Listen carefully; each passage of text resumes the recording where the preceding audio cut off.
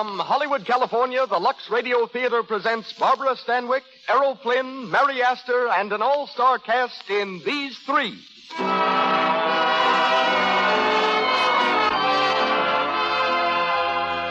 Lux presents Hollywood. This program tonight is your program, made possible, ladies and gentlemen, by your purchases of Lux toilet soap. You will hear Errol Flynn, Barbara Stanwyck, Mary Astor, Constance Collier, Alma Kruger, Marcia May Jones, and Helen Parrish, enacting Samuel Goldwyn's great screenplay, These Three, while our special guests are those young writers, the three Abbey children, and their mother. The Lux Radio Theater Orchestra is conducted by Louis Silvers, and your host and producer is Hollywood's pioneer director. Ladies and gentlemen, Mr. Cecil B. DeMille.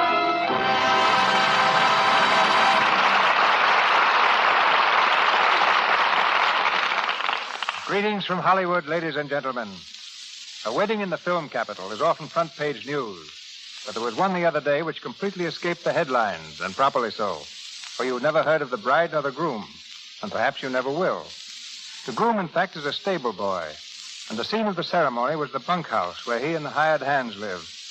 But I doubt if Hollywood ever witnessed a happier wedding, because one of our most distinguished stars supplied the wedding feast, and she herself attended, danced with everyone, made them all forget that she's the groom's boss, and that her name is Barbara Stanwyck. That's the true character of the girl who returns to our stage tonight, starring for us as Martha Dobie in These Three. Errol Flynn, the Dublin-born globetrotter who came to Hollywood after a daring career in the South Seas, plays Dr. Joseph Cardin. Errol these days is twanging the longbow on the Warner Brothers lot, where he starred in The Adventures of Robin Hood.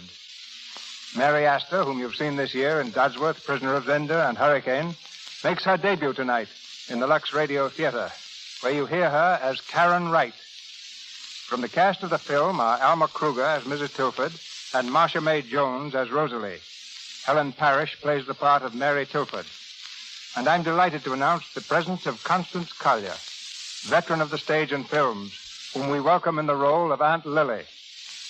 Time won't allow me to say all I'd like to about these 7 important personalities, so we let them speak for themselves as the Lux Radio Theater presents These Three, starring Errol Flynn, Barbara Stanwyck, and Mary Astor.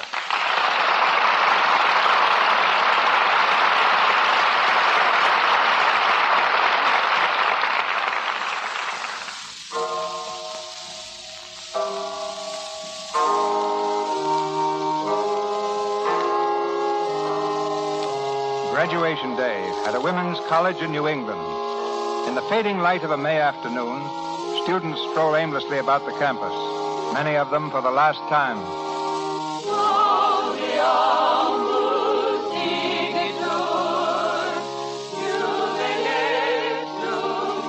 On the edge of the college grounds, 2 girls in the robes of graduating students sit quietly beneath a tree, listening to the distant song. They've been silent for some time. At last, one of them speaks.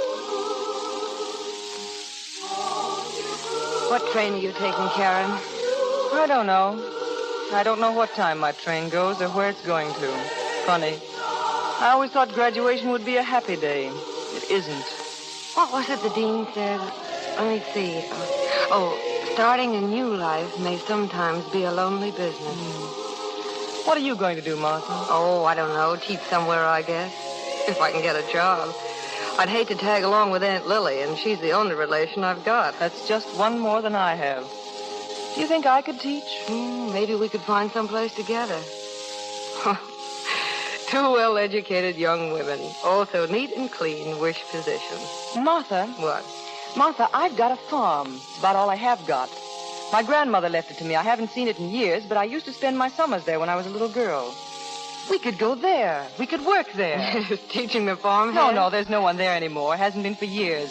Martha, do you know, we might start a school, something of our own. It'd be fun, and we'd be good at it, too. Yes, but it isn't practical, Karen. We can't just sit here. We've got to do something. Yes, but... We can get a train tonight. Oh, Martha, take a chance with me and come. A chance. It is a chance, but... Well, it might be worth it. Of course it is. Now, look, I'll tell you what we'll do.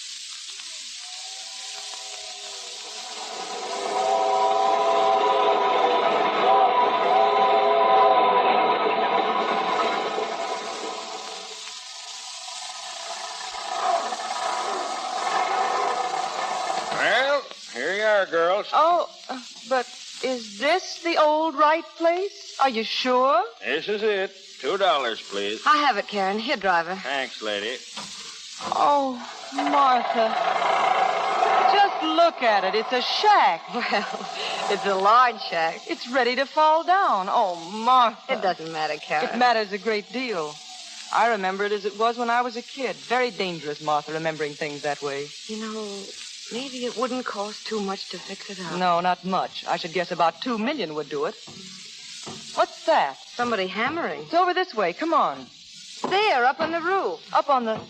Martha, do you see what I see? Well, I don't know what you see, but it looks to me like a man. Well, what's he doing up there anyway? Say, you. Hey, you up there on the roof. Hello. Would you mind coming down here, please? Not at all. Look out below. How are you? We're all right, thank you. We were a little worried about you. Oh, I'm all right. I was up there getting at some honey under the roof, but I didn't get stung once. Well, that isn't what we were worrying about. You see, this is a house. And while it isn't the best I've ever seen, it belongs to me, and I'd rather not have its roof knocked off. Oh, no. I really wasn't doing any harm. I'm very fond of this old place, and I come over here whenever I have a day off from the hospital. Oh, the hospital. I see. You been there a while? Oh, in a way. I'm a doctor. Will you have some honey? No, thank you.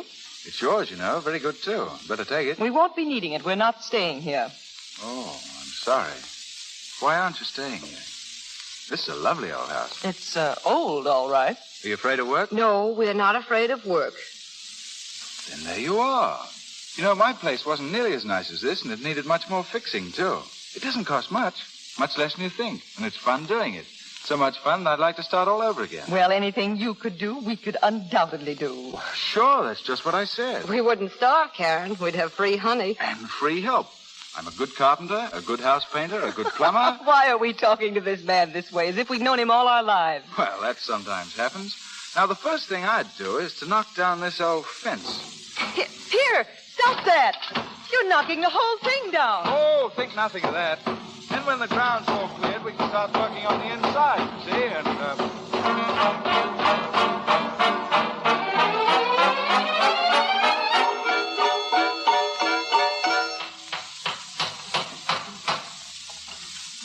There you are. Hey, Karen, is this picture hanging straight? It's beautiful, Joe. Joe Cardin and his little hammer. How could we ever have done without you? Oh, you couldn't. Hold that stepladder, will you, Martha? Mm-hmm. There we are, all fixed up. Now all you need is a couple of students. Oh, we have one, you know. What? Mary Tilford. She's old Mrs. Tilford's granddaughter. Say, that's all right. Mrs. Tilford's the works around these parts. How'd you come to get the kid? Well, I think she's been thrown out of the last 3 schools. She's a little bratty, but she ought to bring in business. Martha! Uh-oh. Martha, darling, how are you? Aunt Lily. Martha, I'm so glad to see you. Where do you want these grips, lady? Oh, just put them down any place, any place. No, wait. Take them upstairs, please. All right. Martha, how well you look. Almost pretty. Thank you, Aunt Lily. And Karen, prettier than ever. How are you, Mrs. Morton? Aunt Lily, I thought you were still in a play. I was. But the theater isn't what it used to be. Now, who's this young gentleman? Your assistant? Oh, yes, ma'am. This is Dr. Cardin, a friend of ours. Oh, I'm so sorry. Glad to meet you. Aunt Lily, is this a visit? You see, we're not very well equipped here now. We've been having a hard time. Oh, I know, dear. And I know all about the school, too. That's why I'm here. I've come to put my shoulder to the wheel with you. I knew you need an elocution teacher and a general supervisor. That's why I came. But, Aunt Lily, this is Karen's house. But I came here to help you both. And until you're started, I shall take only the smallest fee for my services. It's all right, Martha. Now I'll go upstairs and unpack, and then I'll come right down and help you arrange the furniture. I shall have to rest for an hour or two. Martha, will you come and show me to my room? In a moment. Hurry, dear. Well, The, Duchess? The Duchess. yes, the Duchess. Gosh, I better stop her before she takes one of our rooms. Mrs. Morta is an actress. Oh, I gathered that. I suppose we'll just have to put up with her. Well, not all the time. What about dinner tonight, Karen? Well, I guess I could manage it, but... Swell. I'll pick you up about 6:30. See you later. Oh, and give my love to the Duchess. Well, I was right. About what? She picked your room. Where's Joe? He'll be back later. For dinner? Well, no. He asked me last week about having dinner in town, and you don't mind, do you? I've been feeling a little guilty about leaving you alone at night. Oh, don't be silly, Karen. You have all the fun you can. It won't be so easy when the term begins, and Joe, well, he's a grand fellow. He is, isn't he? Yes. And, of course, I won't be alone. What? Don't tell me you've forgotten Aunt Lily. Oh.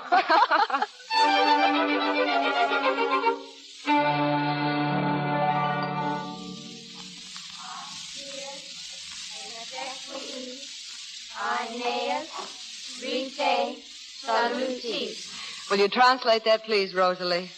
Yes, ma'am. But Pius, Aeneas, when the last rites were paid. Very good. Mary, will you take the next few lines? Mary Tilford. Yes, ma'am. Closely they skirt the shores of Circe's land, where the rich daughter of the sun held sway. That's a lovely translation, Mary. It was just as lovely when Professor Hobson of Harvard published it about 10 years ago. I did it myself. That will do, Mary. All right, girls, it's a fine day for your hockey game. Run along now. Gee, Miss Dobie certainly caught you that time. You shut up, Rosalie. I didn't. Never say- mind. Maybe someday other people will be caught doing other things. What? Maybe someday Miss Dobie will find out who stole Helen Burton's bracelet. I don't know what you mean. Oh, yes, you do. I think I'll borrow your sweater this afternoon, Rosalie. Well, all right. Come on. Well, Martha, everything going all right? Oh, the Tilford kid's been cutting up again. Nothing very serious. She's a vixen, that child. If she were mine... But she isn't, Aunt Lily. Where's Karen? She went out. Where? Oh, Aunt Lily, please. She went out with Joe. She went to the fair with him. What difference does it make? Oh, very well, very well.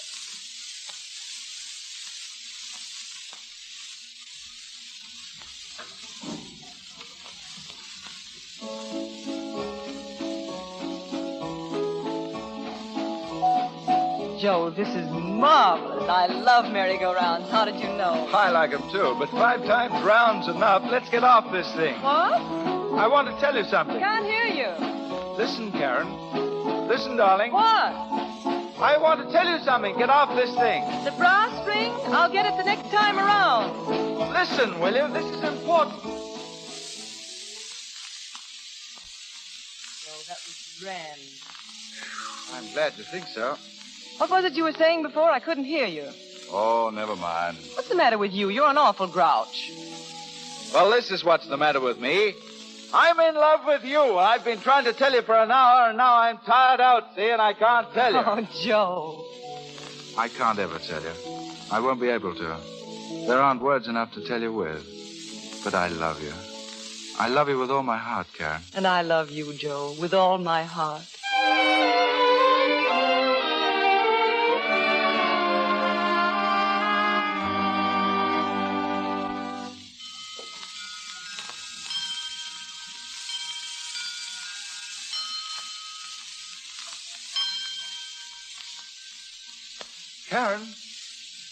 Karen, where are you? Shh, Joe, be quiet. Oh, hello, Martha. Karen upstairs there? No, come on up and help me paint a table. Sure. In here, Joe. Oh, is this your room, Martha? Mm-hmm. Nice. Sit down. Karen forgot something, and she had to go back into town. How's the hospital? Oh, just the same. No money, bad lab, everybody growling at everybody else. Quiet here. Is it late? No, only 10:30. But the girls are in bed, and Aunt Lily is worn out from doing nothing. Oh, hand me that paintbrush, will you? Yeah. Karen tells me your aunt was showing the girls how to play King Lear the other day. You know, that's going to come in handy later on in their lives. Oh, wait until she does Portia standing on a chair. Ooh. Sir Henry taught her to do it that way. Said it was the test of a great actress. You must have had a fine childhood, Martha. Oh, I did. I did indeed. I lived with Aunt Lily from the time I was 5. I went to 16 schools altogether. And every time the stock company would move, I'd move with it. But school wasn't the worst part. It was after school and never anything but hotel bedrooms to go home to. And then in the evening, I'd have to do my homework sitting on a dirty box backstage. And jump up to help Aunt Lily change from one blousy costume to an even blousier one. Oh, I used to be so alone and so sorry that I couldn't have what other kids had. You know, I think that's really why I wanted to teach. Being young is awfully hard, and when I grew up, I sort of wanted to make it easier for other kids. Say, I'm running out of paint. Do you want a glass of milk? Joe, I said... Are you asleep, Joe? Joe? Oh, darling Joe.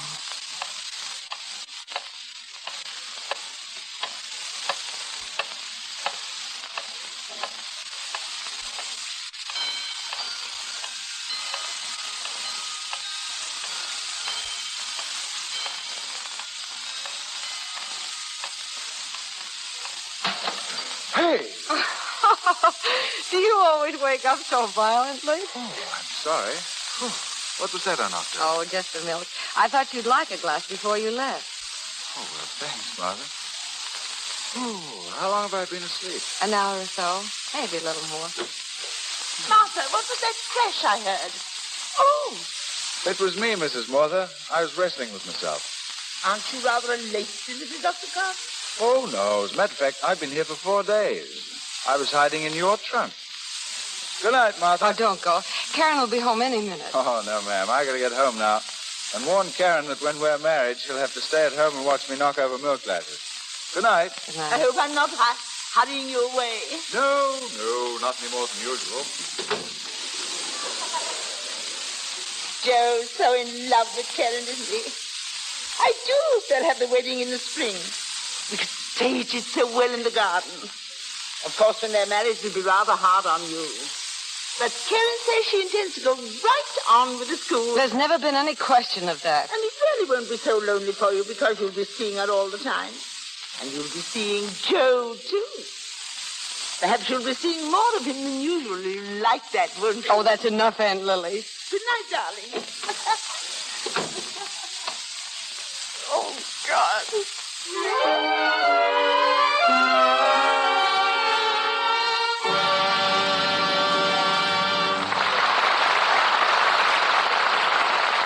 We've just heard Act One of these three. In just a few moments, we will continue with Act Two of our plays, starring Barbara Stanwyck, Errol Flynn, and Mary Astor. But now it's intermission time in the Lux Radio Theater. While we are waiting for Act Two, we want you to go with us to Beverly Hills. There we meet a lovely young Deb and her co-ed sister. Mary, darling, may I borrow one of your dresses? I'm going out with a senior at Stanford, and I don't want to look too utterly childish. So baby sister's growing up, is she? Well, let's go and see what's in the closet. Oh, let's see now. Well, this black one's a little too sophisticated. Now, what are you doing at my dressing table? Just putting on some fresh makeup. It's pretty late, you know, and I've got to start getting ready. I don't care how late it is. Don't ever let me catch you putting on makeup without first using Lux toilet soap. But my face isn't dirty. You may not think so, but if you want to guard against cosmetic skin... Oh, heavens, yes. It would be horrible to have those little blemishes and enlarged pores. You're right, dear. Cosmetic skin is horrid. That's why you ought to use Lux toilet soap always before you put on fresh makeup. And that will keep my skin really lovely. Oh, please don't be flippant, dear. You know it's true. It's the active lather in Lux toilet soap that removes dust and dirt and stale cosmetics thoroughly. Prevents pores from getting choked. Well, even if you are my own sister, I must say it's obvious you practice what you preach. Because your skin is swell. Never mind my skin. Just look at the screen stars. 9 out of 10 of them use Lux toilet soap. And with that good advice, we return now to Mr. DeMille and our play.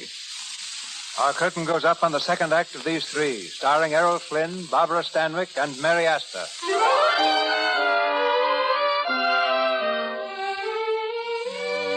Several weeks have passed. For Karen and Joe, happy in the thought of their approaching marriage, time has slipped by almost unnoticed. For Martha, watching their happiness with hopeless yearning, the weeks have seemed like years. In the library of the farmhouse, Mrs. Mortar is conducting her class in elocution. A girl in pigtails recites in sing-song rhythm. The quality of mercy is not strange. It falleth as the gentle rain from heaven, Upon the place beneath, it is twice blessed. Good morning, girls. Good morning, Miss Wright. Everything all right, Mrs. Mortimer? Yes. Aren't these flowers beautiful? Mary Tilford just gave them to me. Aren't they lovely? Yes. Where did you get the flowers, Mary? She picked them just for me. The first wild flowers of the season. But not the very first. Where did you get them, Mary? Near Conway's cornfield. Are you sure? Yes, ma'am. It wasn't necessary to go so far, Mary. There was a bunch exactly like that in the garbage can this morning. Oh, what a nasty thing to do, Mary. All right, children. Mary, will you come outside with me, please? Mary. What? Mary, why do you do these things? Why do you lie to us so often? I'm not lying. If you have to do things, come and tell us about it. We'll try to understand. We'll try to help you. But this kind of lying is so bad for everybody. I got the flowers near Conway's cornfield. All right, Mary. You'll have to be punished. No horseback riding, no hockey. Don't leave the school grounds for any reason. But you said I could go to the boat races Saturday. I'm sorry, you can't go. I'll tell my grandmother. I'll tell her how I get treated here and how you punish me for everything. I'll tell her. Mary, go upstairs. I don't feel well. I've got a pain. I've had it all morning. It hurts here. It's a bad pain. I've never had it before. My heart, it's my heart. It's something or something. I can't breathe. I can't. Oh! Mary. Mary, get up off the floor. Mary. Mary!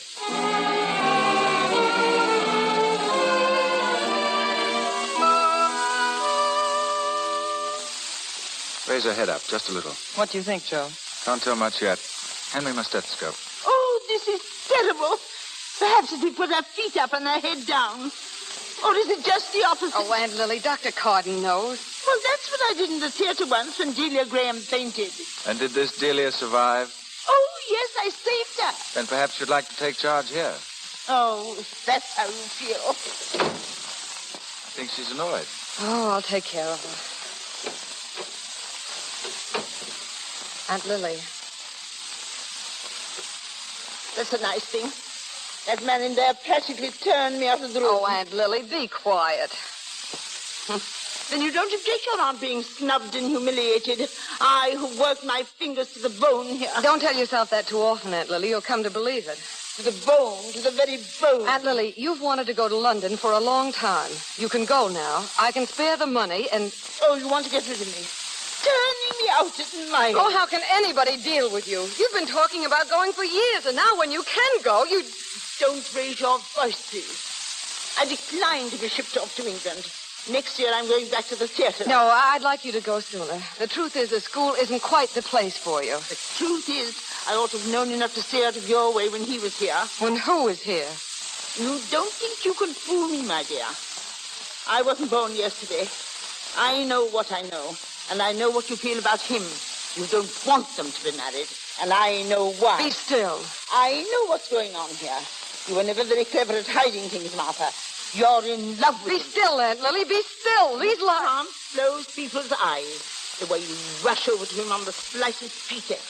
And that night when he was coming out of your room late, I saw... Aunt Lily, there's been no trouble in this house, and I won't let you do your usual job of starting any. I want you to leave as quickly as... There's someone at the hall door. Wait a minute. Oh. Rosalie. Helen. What were you doing outside this door? We just came down to see how Mary was, Miss Dobie. Yes, Miss Dobie, that's all. Did you deliberately listen? Eavesdropping is something nice young ladies just don't do. Oh, you girls never used to do things like this. I'm afraid we'll have to separate you. Mary Tilford and Rosalie. Going up to your rooms now. Miss Wright will speak to you later. Yes, Miss Dobie. Oh, Aunt Lily, it's very bad having the children hear the things you say. There's money in the bank for you. I'd like you to leave as soon as it's convenient. Do you think I'd take your money? I'd rather scrub floors first. I'll be out of here before it's dark. Whoops. Excuse me. Excuse me, Joseph. The Duchess coming up again? Oh, yes, she's particularly good today. What about Mary? Nothing. Absolutely nothing. I could have managed a more convincing faint when I was 6 years old. We've reached the end of our rope with her. I don't know what we're going to do. Martha, what's wrong? Aren't you taking this kid too seriously? Yes. I'm taking everything too seriously. Everything.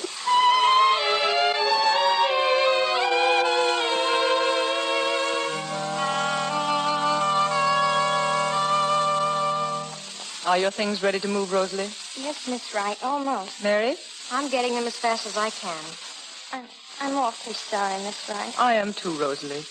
But I think it would be better if you and Mary are separated. And it's all because I had a pain. You're always mean to me. I get blamed and punished and picked on for everything that happens around here. Go on with your moving, Rosalie.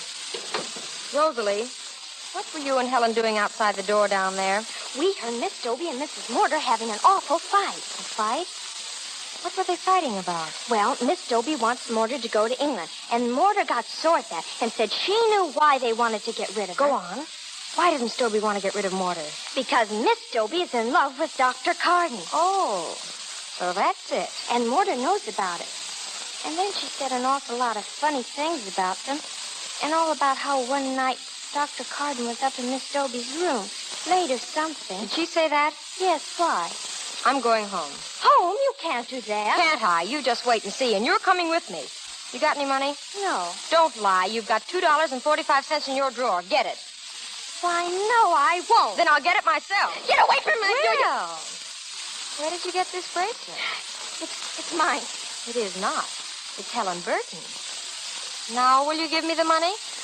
I can give you part of it if you won't. Get it, and get your hat and coat. We're going to my grandmother's.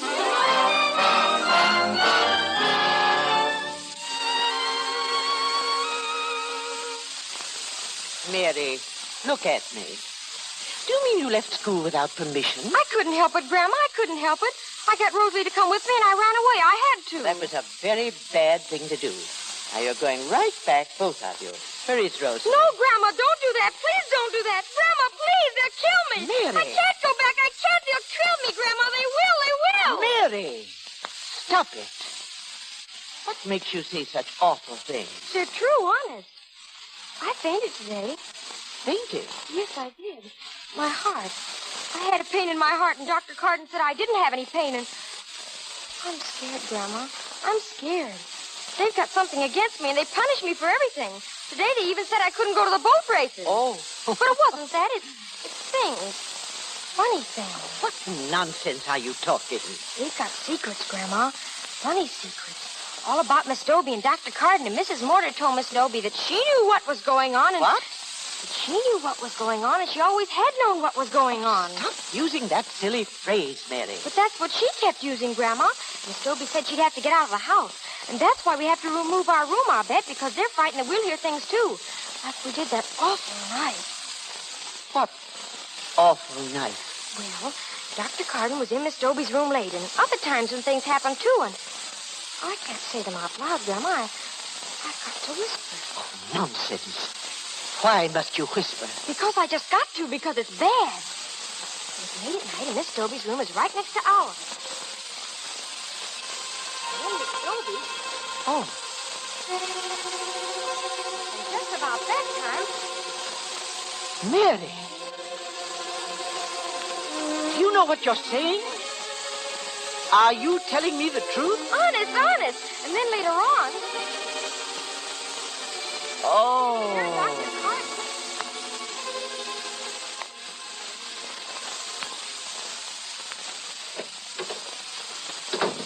Mary, where were you so long? Keep quiet. I was talking to my grandmother. Well, what's going to happen? Aren't we going back to school tonight? Maybe I'm never going back. Maybe none of us will. Well, I want to go back. Why shouldn't we go back? Oh, you'll find out.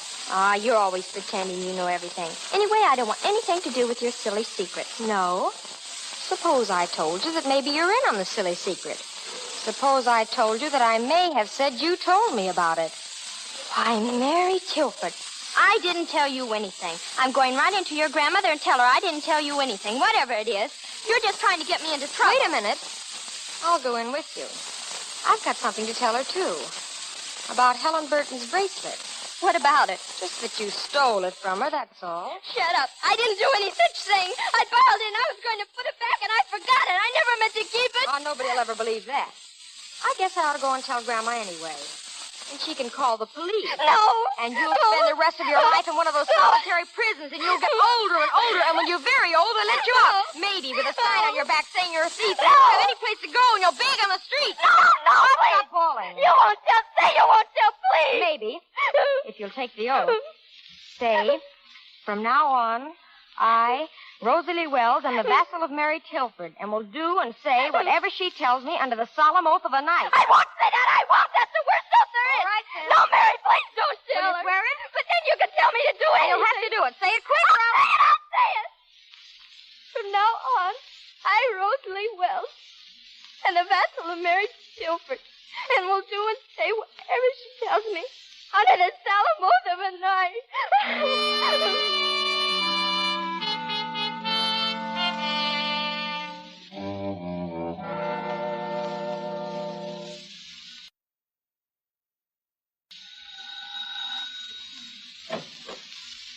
Good afternoon. What is it, please?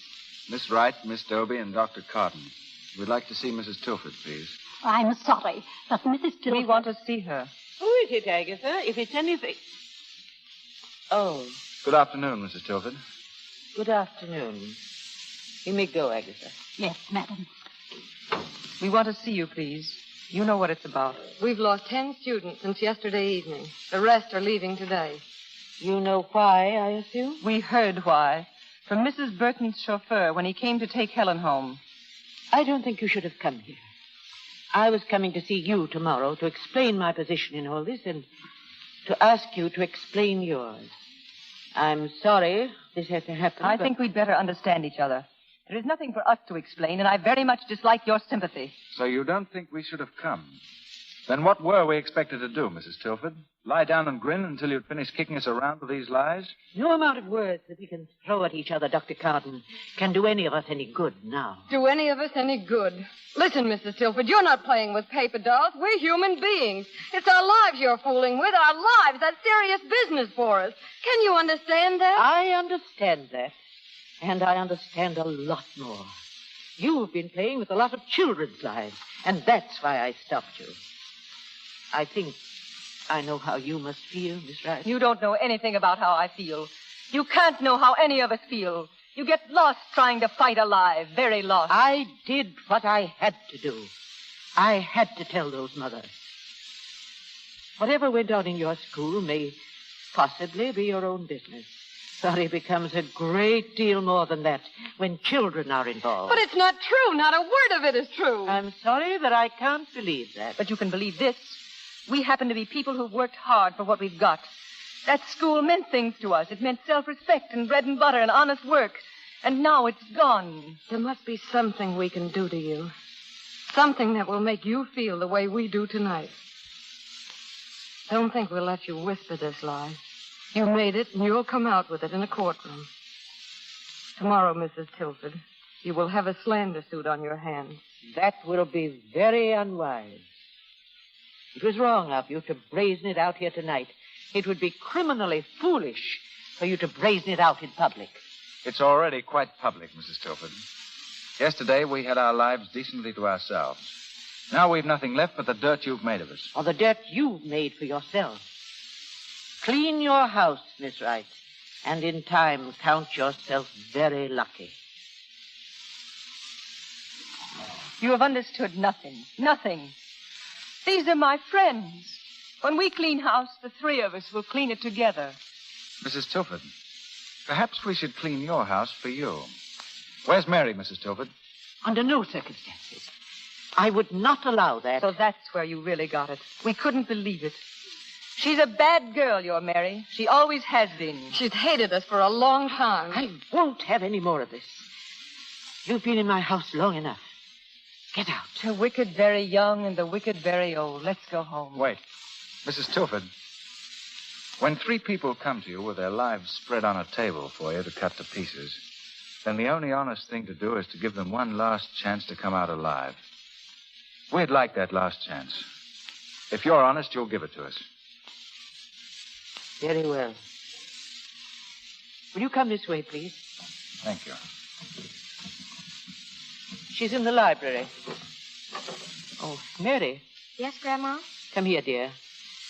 Dr. Cardin wants to ask you a few questions. Hello, Mary. Well, Sit down, Mary. I want to tell you something first. Everybody lies all the time. Sometimes they have to, sometimes they don't. I've lied for a lot of different reasons myself. But there was never a time when if I hadn't had a second chance, I wouldn't have taken back the lie and told the truth. You're a lucky girl, Mary, because we're giving you that second chance. Were you telling your grandmother the exact truth about us? Why, yes, Dr. Cardin. Remember, you're not going to be punished. You didn't make a mistake, did you? No, Dr. Cardin. There you are. We're not finished, Mrs. Tilford. Why don't you like Miss Wright and Miss Dobie, Mary? Oh, I do like them. They just don't like me. They're always punishing me for everything. Just tell your grandmother why you were punished yesterday. Just because Rosalie and Evelyn heard things and you took it out on me. That's not the reason you were punished. Heard what things, Mary? Mrs. Mortar was telling Miss Dobie that she knew what was going on and that she knew what Miss Dobie felt about you and things that happened. Mrs. Tilford, my aunt is a stupid woman. What she said wasn't pleasant. It was said to annoy me. It meant no more than that. What do you think Mrs. Mortar meant by all that, Mary? I don't know, but funny things did happen. She said things about the times when you'd come at night and we'd listen. I'd get frightened. Be still. No. You don't want her to be still now. What did you hear? What did you see? I don't know. There was just things. What things? I don't know, but I saw plenty of things. We all did. And one night, Dr. Cardin was up in Miss Dobie's room late, and I was listening. Why did you think it was wrong for me to be in Miss Dobie's room? Because it was at night, and I was leaning down by the keyhole, and I saw things, and I got scared. And then you left him. Ask her again how she could see us. I was leaning down by the keyhole, and There is no keyhole on my door. What? There is no keyhole on my door. It wasn't her room, Grandma. It was the other room. I guess it was Miss Wright's room. She was up in And how did you know anybody was in Miss Wright's room? I told you, because we heard you. I heard My room you. is on the first floor at the other end of the house. It is impossible to hear anything from there. Mary, what is this? Everybody is yelling at me. I don't know what I'm saying with everybody mixing me all up. I did see them. I want the truth now. All the truth, whatever it is. We're finished here, Mrs. Tilford. We've cleaned your house. You can go home now. No, please. Mary. Oh, stop that crying. I want the truth.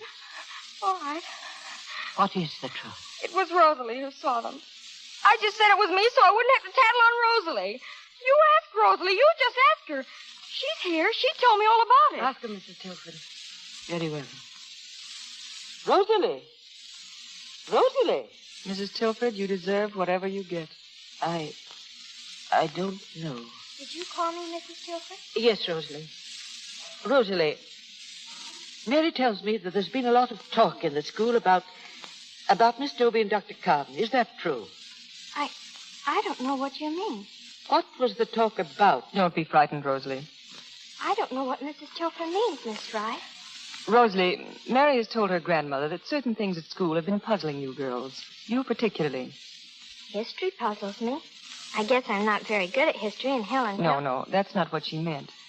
She says that you saw certain things between Miss Dobie and Dr. Cardin that weren't right. Oh, no. I didn't. I never said such a thing. I never saw any such thing. Oh, yes, you did, too. You told me what you saw. You're just trying to get out of it. I remember when you said it. I remember it because it was the day Helen Burton's bracelet was... I never did! It was the day Helen Burton's bracelet was stolen, and nobody knew who did it. And Helen said that if her mother found out, she'd have the thief put in jail. Oh, no! There's nothing to cry about, Rosalie. You must help us by telling the truth. Yes, the truth. Well, Rosalie? Grandma, there's something I've got to tell you. It's about Helen Burton's bracelet. Yes! Yes! I did this! I told Mary what Mary said was right! I said it!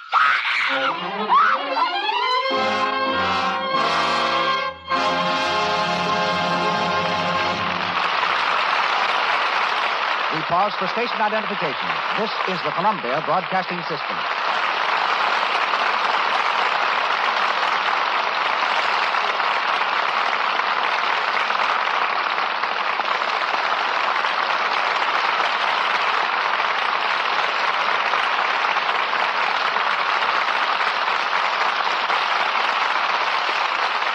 Barbara Stanwyck, Errol Flynn, and Mary Astor return to us shortly in the third act of our play. Since a child figures so conspicuously in these three, I thought it appropriate to invite here three youngsters who last year startled the literary world by writing the bestseller Around the World in 11 Years. They are Patience, Richard, and Johnny Abbey. And knowing them, I can assure you they're nothing like the Mary Tilford of these three. Their mother is here with them on our stage. Their father, James Abbey, is the noted newspaper photographer who liked to have his children near him during his assignments in Europe. A few months ago, the Abbey children came to Hollywood to gather material for another book. They called this one Of All Places. Published in October, it already has reached a sale of 20,000 copies and contains some of the shrewdest observations on Hollywood I've ever encountered. Patience is 13, Richard is 11, and Johnny, I'd say you're about 10, aren't you? I, Johnny, am 10 years old, and Mom here is 38. And I, Cecil, don't believe Mama wants you broadcasting her age.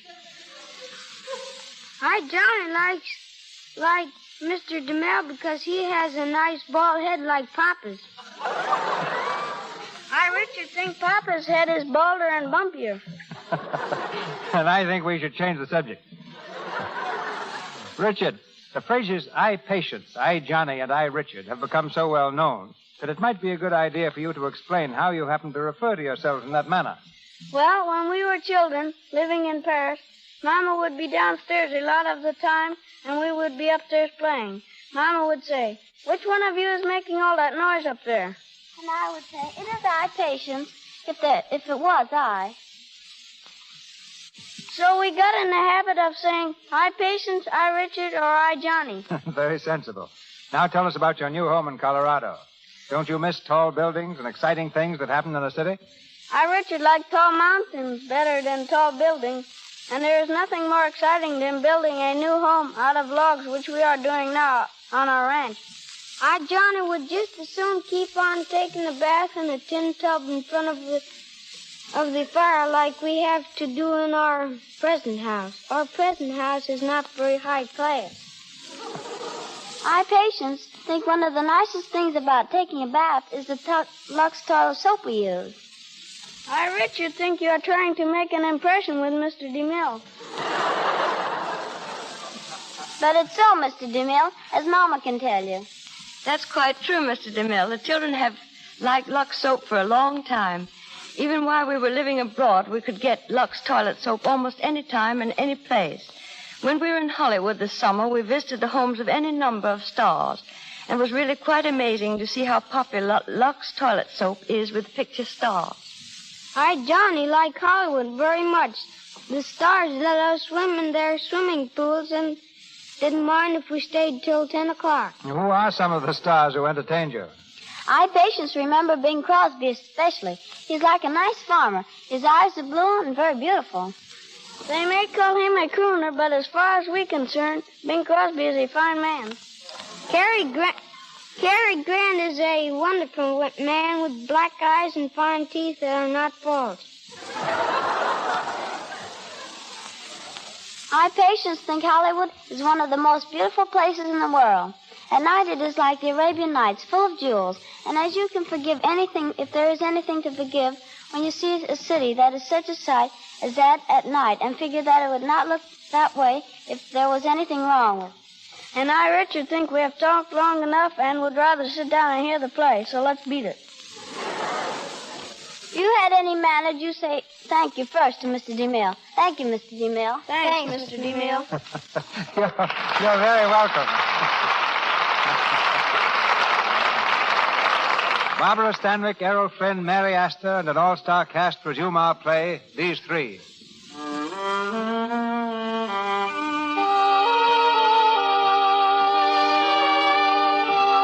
More weeks have gone by. Weeks which have dragged interminably through a trial for slander, ending in a judgment against the two girls. At the deserted farmhouse, Karen stands near the window, looking out at the bleak countryside. Martha comes from the hall and throws her coat on a chair. Oh, it's getting cold. Thought you were going out for a walk. I thought so, too. I think so every day, but I can't stand being stared at anymore. I know. It's raining again. I used to like it here when it rained. When this house and this room were full of girls and our life was full, all kinds of weather seemed good then. Oh, you'll be getting married soon. Things will be all right then. Yes. Karen, there mustn't be anything wrong between you and Joe. Never. Nothing's wrong. Nothing. Woo, girl. What? Oh, Aunt Lily, she's come back. That's nice. Here I am. Hello, Martha. Karen, darling, how are you? What about these bags, lady? Upstairs, please. All right. Thank you. Oh, the Duchess, returned at long last. We're delighted to see you. And I'm so glad to see you both. I'm so glad to see the dear old place again. Dreadful weather. How's everything? Everything's fine. We're splendid, thank you. That's good. Where have you been? Around and around. I've had a most interesting time. Why didn't you answer our telegrams? Things have changed in the theater drastically, I must say. Why didn't you answer our telegrams? Oh, Martha, there's your temper again. Don't bother about my temper. Answer me. Well, I was moving around a great deal. Was that why you refused to come back and testify for us? Oh, that's not the way to look at it. I didn't refuse. Listen, Aunt Lily. We've been trying for months to defend ourselves in a courtroom against the lies of a child called Mary Tilford. Oh, what a dreadful girl that is. A great part of the Tilford case was based on remarks made by Lily Morter, actress, against her niece. That's me. And a greater part of the case rested on the telling fact that Mrs. Morter would not appear in court to deny or explain those remarks. As you probably read in the papers, we lost the case. But it couldn't have done any good for all of us to be mixed up in that unpleasantness. And now that I'm here, I'm going to stand shoulder to shoulder with you. I'm going to help. There's a train at 6 o'clock. Get on it. Martha! You've come back to pick the bones dry. Well, there aren't even bones anymore. When you wish to apologize, I shall be temporarily in my room. Please see that it is only temporary.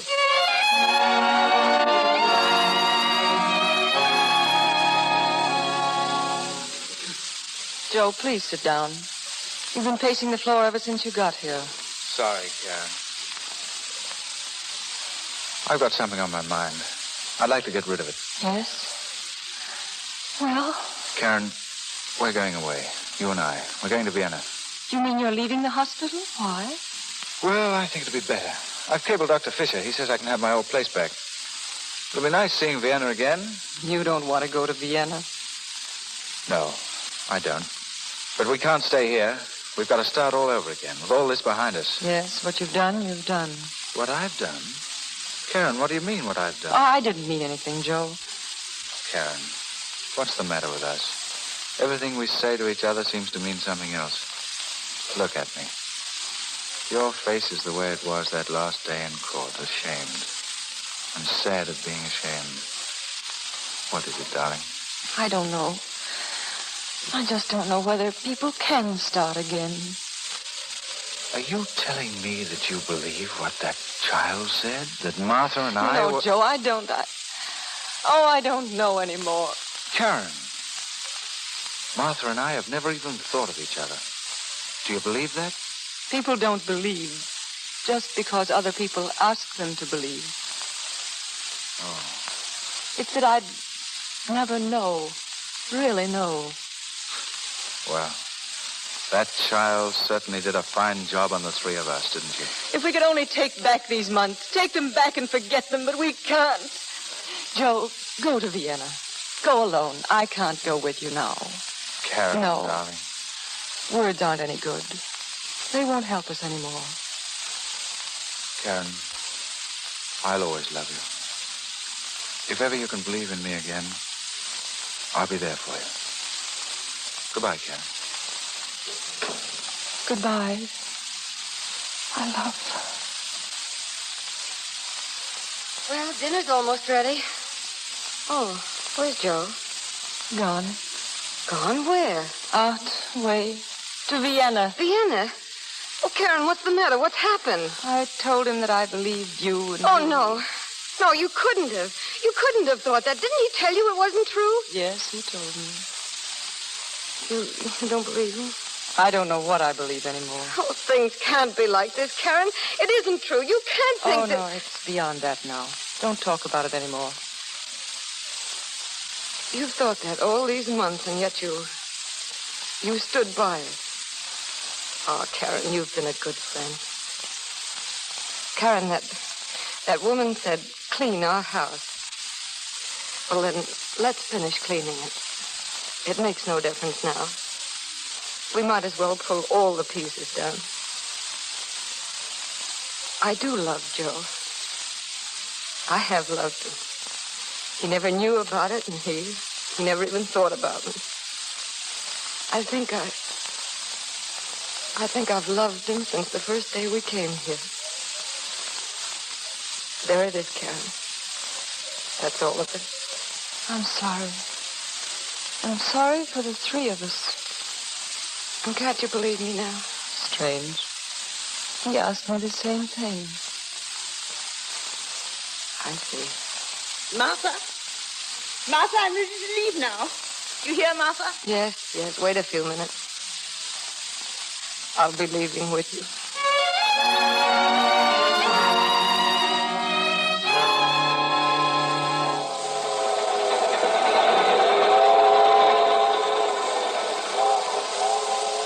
Well, the whole thing was most unpleasant. You're well out of it, if you ask me. Martha, I tell you, when I read what those children said about you... Oh, I don't want to talk about it, Aunt Lily, now or ever. I know, but you'll be thinking about it. I know. I knew that girl from the first. She never took me in. I saw through her at once, deceiving me with those flowers and bullying the other girls. Why, she had that little Rosalie right under her thumb. Oh, Aunt Lily, let's not go into this anymore. She made that child do dreadful things. I never thought about it at the time. But you know, I've thought for months that she made Rosalie steal Helen Burton's bracelet. What? Well, it was the day they left to go to Mrs. Tilford's. Of course, I didn't know they were leaving. I heard them in their room. They were talking about a bracelet, and I'll bet... Conductor! Yes, ma'am? What's the next stop? Glenville. Why, Martha, what on earth you... I'm getting off. I want to see Rosalie, and I want to see Mary Tilford. I want to see them together.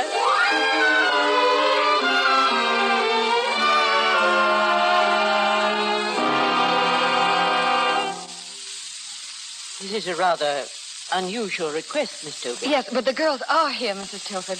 You sent for Rosalie? Yes. Oh, come in, Rosalie. Miss Dobie. Good afternoon, Rosalie. Come in, Mary. What does she want? Rosalie, I want to speak to you. Me, Miss Dobie? Yes, Rosalie. I want to ask you about Helen Burton's bracelet. Oh, please. Please, Miss Dobie. I didn't mean it. I didn't mean to take it. Then you did take it. Yes, but I meant to give it back. I did. Honest. All right, dear, all right. No one's going to punish you. But now, tell me one thing more. Those stories about me and Dr. Cardin, they weren't true, were they? No, ma'am. Then why did you say they were? She made me. Mary made me. She knew I had the bracelet. She was going to tell. She said I'd go to prison. Oh. She made me do it. I didn't want to. She made me. Grandma, don't believe her. Don't believe a word she says. She's just trying to get out of it. She's making it all up. She lies all the time. Everybody knows she does. Grandma, don't believe her. You heard what she said that day. You heard her say about it. Quiet. All my life, the mistakes I've made have been honorable ones. You made me make the first that was dishonorable. Go upstairs to your room, Mary. And Rosalie, you wait inside, please. Well, Miss Dobie, there's no use pretending that I know any way to take back what I've done.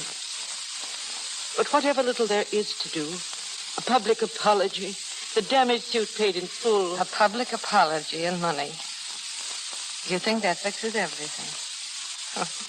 That's very neat, Mrs. Tilford. If we were puppets on a string whose hearts could be put together again, but... well, that's not the way things ever happen. Oh, but let me try to help you. Let me do what little I can. Help me? No.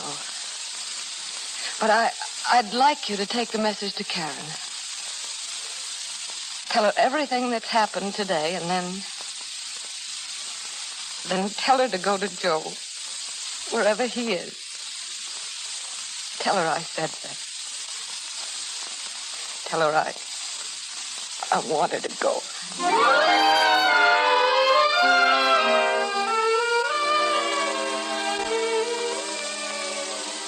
She said, Tell Karen to go to Joe, wherever he is. Tell her when that happens, I'll be all right. She said you'd know what she meant, Miss Wright. Yes, I know what she meant. I know so well. You'll excuse me, won't you, Mrs. Tilford? I've got to pack. I'm leaving tonight for Vienna.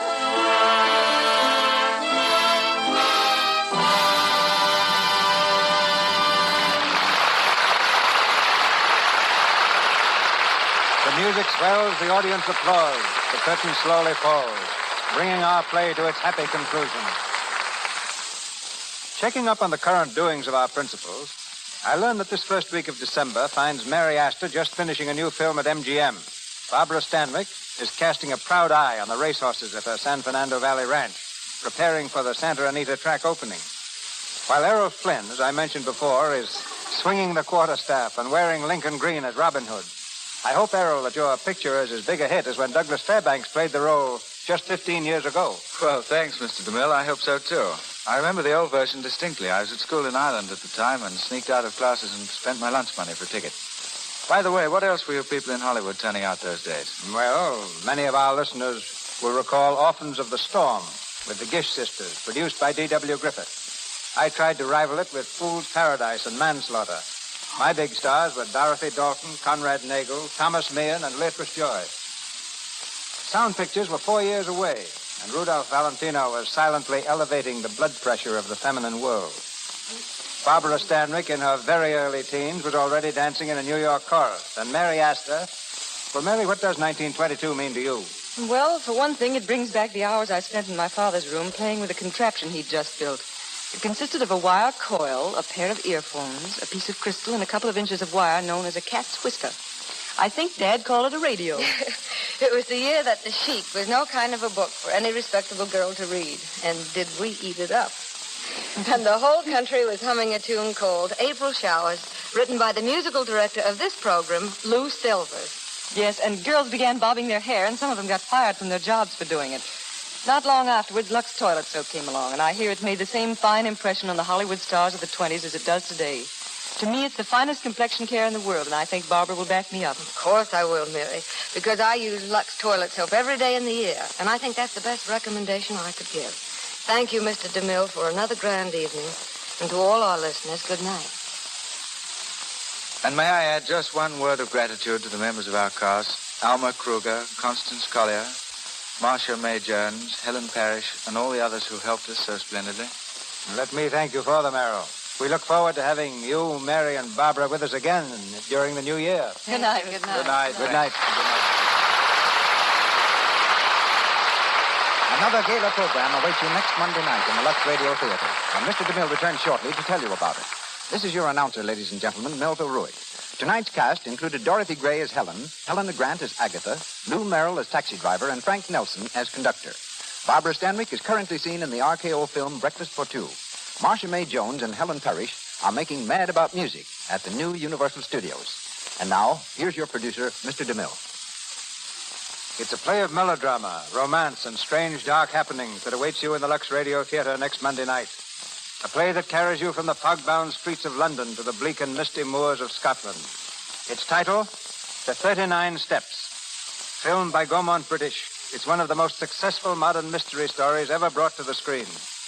As the polished adventurer, caught in the web of violence and intrigue, we star Robert Montgomery. And at the other end of the romantic seesaw, one of the cleverest of our rising young stars, Miss Ida Lupino.